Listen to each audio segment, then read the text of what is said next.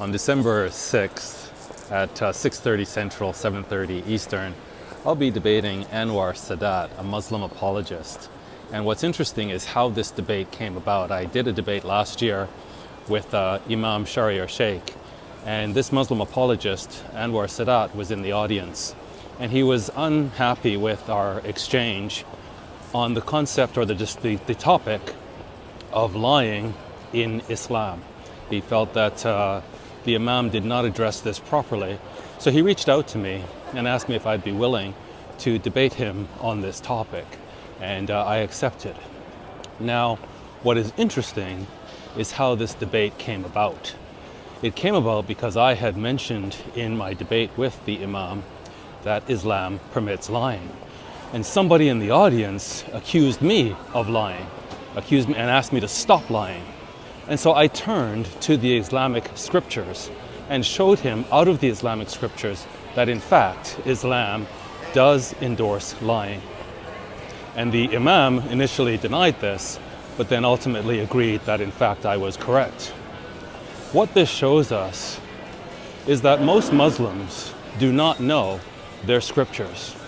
And so this debate is an opportunity for them to hear and to learn what their scriptures say and what our scriptures say.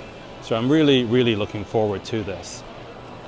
Now, debate is an effective way of preaching the gospel. We see in Acts how Paul consistently and repeatedly debated those who disagreed with him. And it was in that contrast of his beliefs versus the beliefs of others that people got to hear the truth. If you look in Acts 17, for example, for 3 weeks in a row, when he was in Thessalonica, 3 Sabbaths in a row, he was there disputing with the Jews. And there was a clear contrast between what they believed and what Paul believed. And he was able to show them from the scriptures the necessity of Christ's death, burial, and resurrection. Now he says that many of those in Thessalonica, there were believers, there was a church that he planted there from Jews that actually believed what he taught. But he says that most of them were of the baser sort. When he fled Thessalonica and went to Berea, he really honored the Bereans, and he said that they were more noble than the Thessalonians, in the sense that the Jews in Berea, when they heard the contrast between what Paul taught and what they had believed previously, they actually went home and they examined the scriptures to see if these things were so. And that really is a fundamental way that we learn.